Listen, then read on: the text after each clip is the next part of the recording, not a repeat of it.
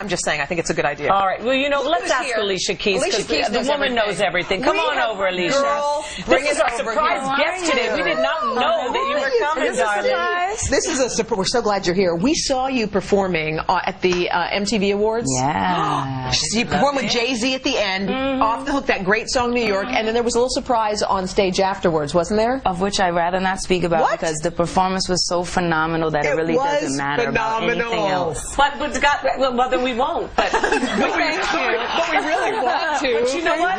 We love you to pieces, but we love Lil Momma too. We love Lil Momma. That's nice. Yeah. We do love her. Yeah, we don't like uncivil behavior. I didn't see it. I'm just hearing about it. But we're not going to talk about it. No, we are talking about your new record, and that's going to come up in just a few minutes. Fantastic. All right, we're going to go over to our friend Sarah. She sits over there. All right, what would you give up? Would you, for free shopping for the rest of your life? Forever. What would you give up? For the rest of my life? Yes. What would you give up? What would I give up for free shopping spree for the rest of my life? That is the question. That is the question. That's too big. That is too big. We're going to give you a commercial break. Think about it. Thank you. We'll be right back with Miss Alicia Keys after this.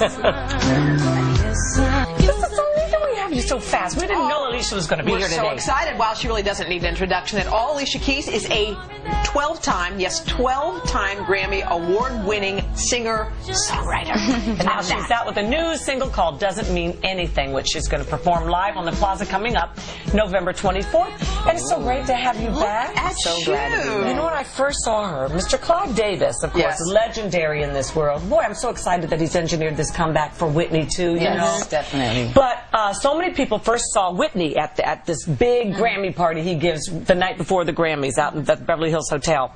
I happened to be at that party one night was it 4 years ago when you sang, and it was unbelievable. That was like the beginning of everything. Thank you. Wow. Yeah, it might have even been a little longer than that. 6 years ago? Yeah, a few years ago. like Boy. What was it like? What was it like the other day at Radio City when you and Jay-Z performed that song New York? And it's the first time I'd heard it. Yeah. And it was, tell us about that. It's phenomenal. You know, Jay-Z and I are both native New Yorkers. It's like kind of a classic New York song, almost like high energy. New Frank Sinatra, Liza Minnelli. I don't know. Yeah. It's just a beautiful New York record. I love it. And who wrote that, darling? And so myself, Jay. Oh my goodness, I'm throwing things all over. It might be Gucci. Let me get it. Don't worry. No, it might be. We've got to check it. I'm sorry. It might be Gucci. Okay, everything's in there. I don't know. I don't know. So it was great to perform in New York, and obviously the VMAs are usually in LA. Now it's back in New York. It was great to perform. Boy, that song was contagious too. Did you feel that in the room? The whole room was just crazy. All right, now Lil Momma, just real quick, she just said she got overwhelmed. She was so into the music, and I could sort of feel it, because I felt that it was really pumping people up, and suddenly I looked... a lot had gone on that night anyway. Yes. Yeah. But we can appreciate her being overwhelmed and inspired, but we would have preferred she did it from her seat. And what about what happened with Kanye? I'm sure you have some feelings about that as well.